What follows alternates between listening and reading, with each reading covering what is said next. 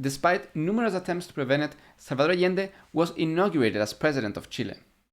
But still, President Nixon refused to give up, and within just 2 days of Allende's inauguration, Nixon convened his entire National Security Council to find ways to bring about Allende's downfall.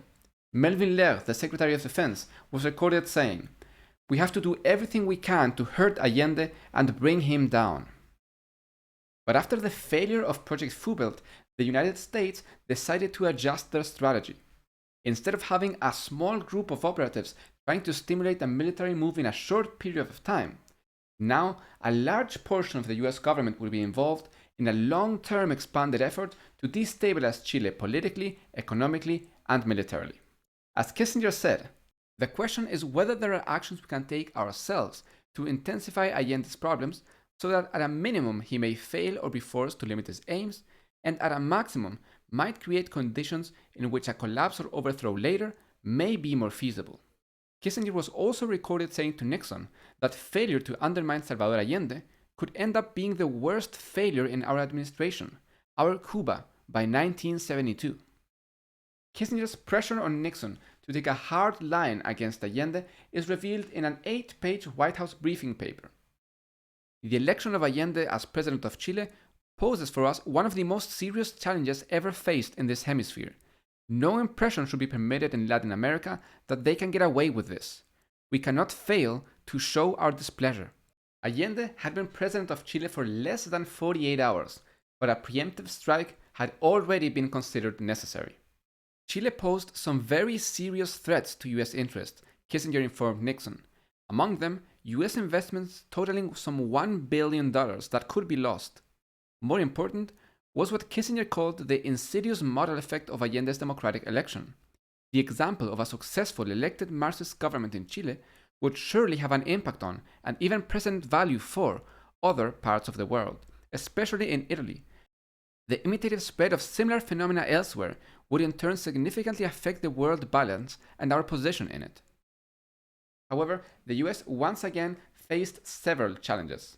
As Nixon told the National Security Council in a meeting, Allende was elected both legally and constitutionally.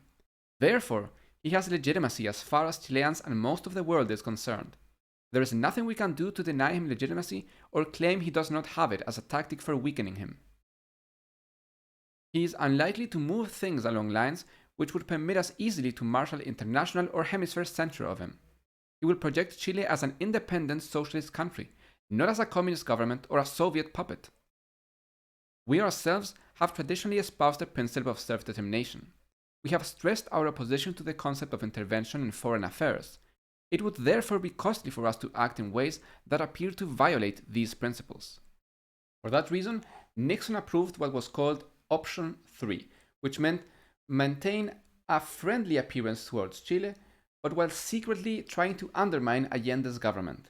The plan was to build an invisible blockade that would ruin the country's economy, but while making it look like it's actually the fault of Allende's socialist reforms. Nixon emitted a directive detailing the plan. Necessary action had to be taken to reduce and terminate current and future financing for US exports and guarantees for corporate investment in Chile. Lobby private investors to curtail economic activities. Bring maximum feasible influence on the multilateral banks to cut their lending to Chile. Terminate bilateral economic aid programs. He also ordered a study from the Office of Emergency Preparedness on the option of dumping parts of the US copper holdings on the international market to quickly undermine the world price of copper, Chile's main natural resource. Cutting the stockpile would hurt Chile. This is very important. I want state and defense and everyone to study it. It could be the most important thing we do. The US thus began its efforts to isolate Chile and quietly curtailed bilateral and multilateral support of a country whose economy was deeply dependent on financial, industrial, and commercial relations with the United States. In fact, US businesses generated 2/3 of the $1.6 billion of foreign investment in Chile. Two major US corporations, Anaconda Copper and Kennecott, controlled 80% of the Chilean copper industry, an industry that accounted for some 80% of all export earnings. And during the fray years, Chile had run up almost $1 billion in debt to US banks, and economic operations in the country relied heavily on US commercial credits to finance machinery and spare parts for key industries that involved buses, trucking, taxis, and planes. In a mid-November status report, Kissinger informed Nixon that we have instructed our representative to delay action on Chilean loans pending before the Inter-American Development Bank, and we are seeking the cooperation of the IBRD to similarly delay loans to Chile. In fact, at the World Bank, US officials worked behind the scenes to ensure that Chile would be disqualified from a pending $21 million livestock improvement credit, as well as from any future loans. By any evaluation, the cutoff of aid and credit to Chile was dramatic. In 1970, IDB loans approved before Allende's election totaled $46 million. Following the election, only 2 small loans for Chilean universities, totaling $2 million, were approved until after the military coup.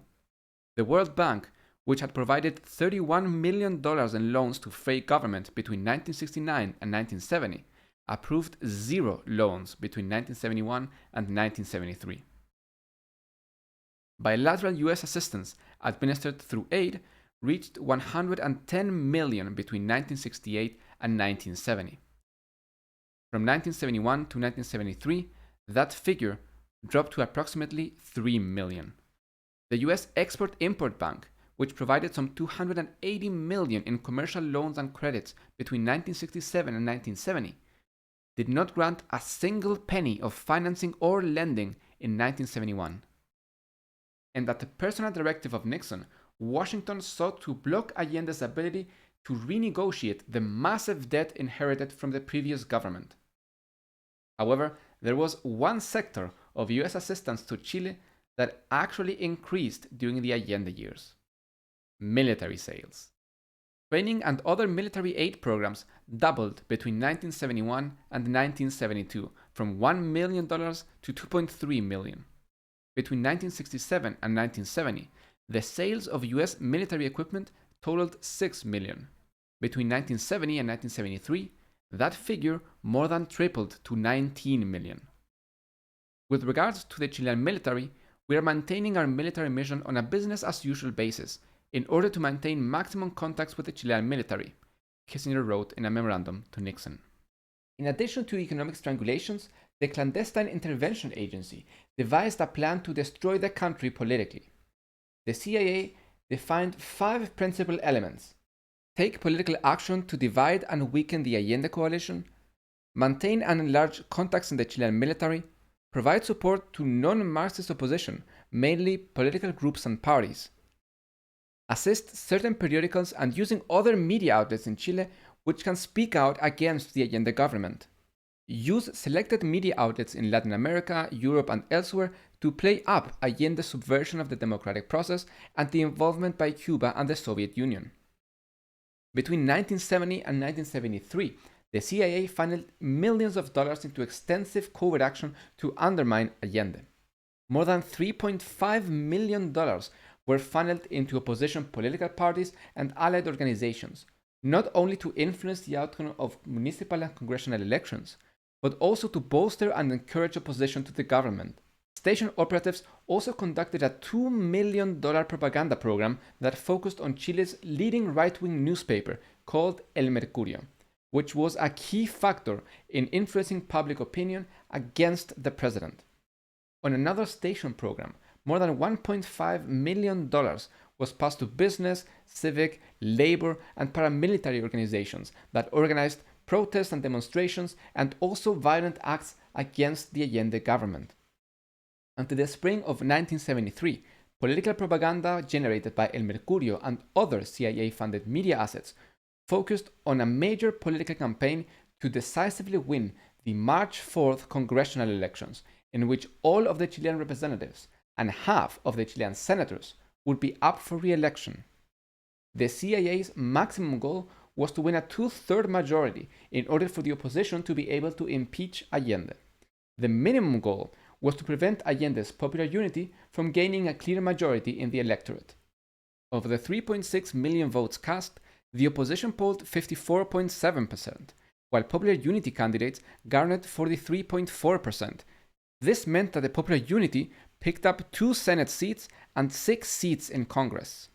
The reality was that in the first national test of its popularity since Allende took office, the Popular Unity coalition had actually increased its electoral strength. Even despite concerted CIA political action, a massive anti-Allende propaganda campaign, and even US-directed socio-economic destabilization program, the UP program still appealed to a sizable portion of the Chilean electorate, the station lamented in one cable. So, once again, the CIA needed to evaluate its options. They could settle for supporting Allende's opponents in the 1976 presidential election, but they deemed this to be too risky because Allende's party and ideas could have grown too much by then. So, instead, they decided to directly create the conditions that would be conducive to a military action in Chile. As planned, in the following months, terrorist activities intensified in Chile. The neo-fascist group Patria Libertad conducted several attacks with the objective of throwing the country into chaos. Patria Libertad destroyed railways with the intention of creating shortages.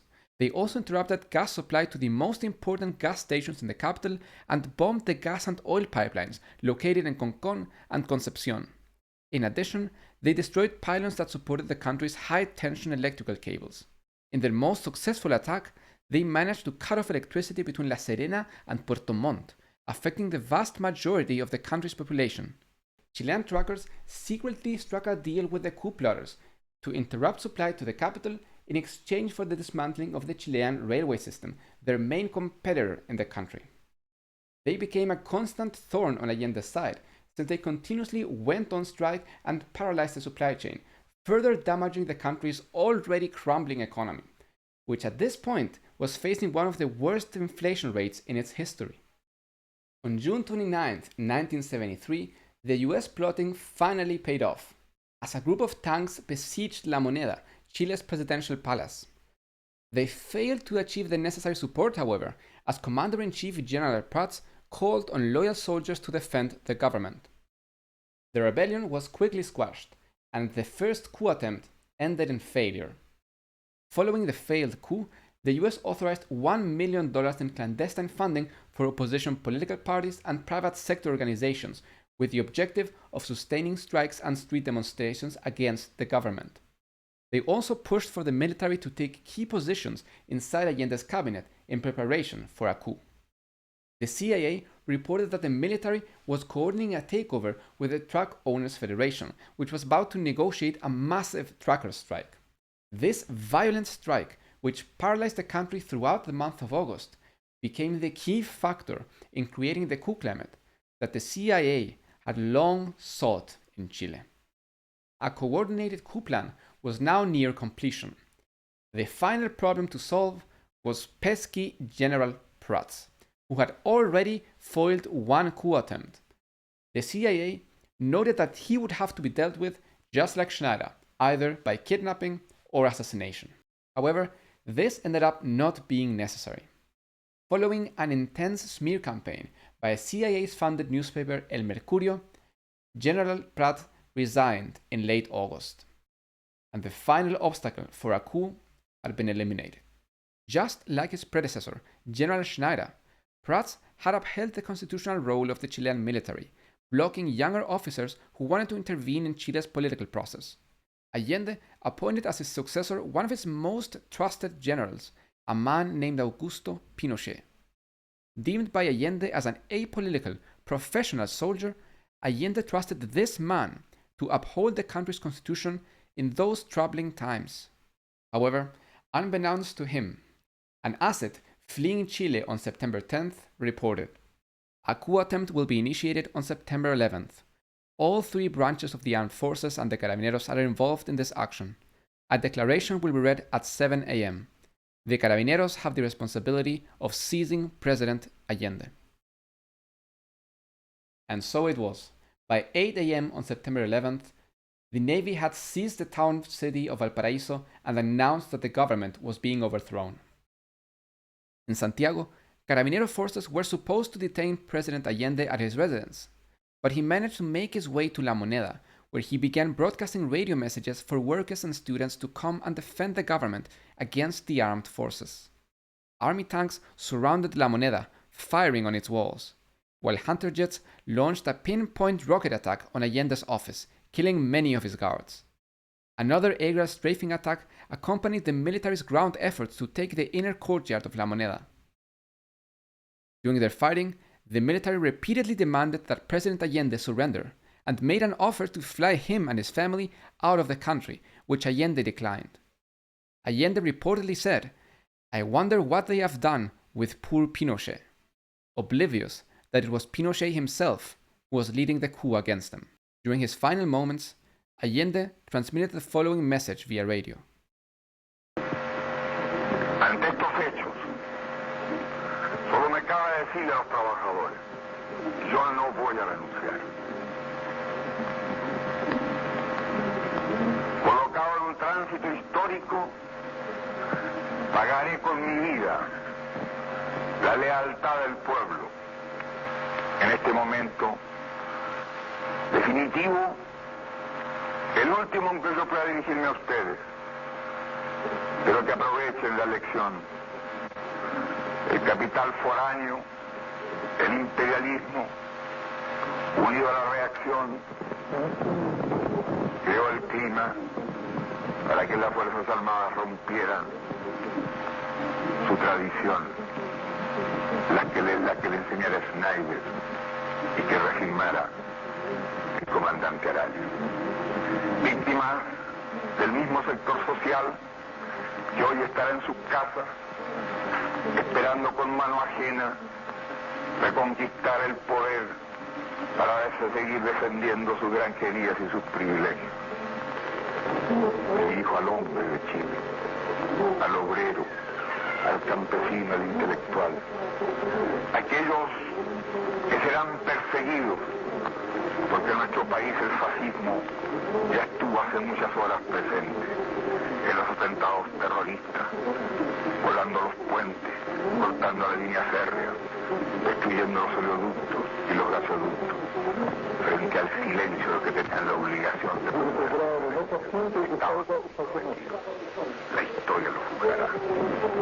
Trabajadores de mi patria, tengo fe en Chile y su destino. Superará otros hombres este momento gris y amargo donde la traición pretende imponer. Sigan ustedes sabiendo que mucho más temprano que tarde de nuevo abrirán las grandes alamedas por donde pase el hombre libre para construir una sociedad mejor. ¡Viva Chile! ¡Viva el pueblo! ¡Vivan los trabajadores!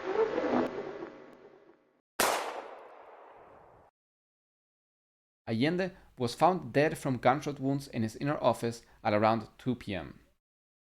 Refusing to take the military's offer to surrender and escape the country, he decided to take his own life. And he was right not to trust the military, for in a now famous audio tape by General Pinochet, he is heard issuing instructions to his troops by radio, laughing and swearing.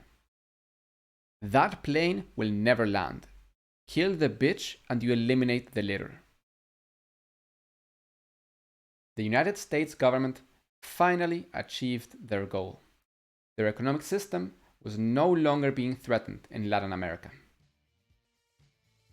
But the Chilean people were now looking on a ruthless 17-year-long dictatorship, during which the Chilean military would be responsible for the murder, disappearance, and death by torture of some 3,200 citizens, with thousands more subjected to savage abuses such as torture, arbitrary incarceration, forced exile, and other forms of state-sponsored terror.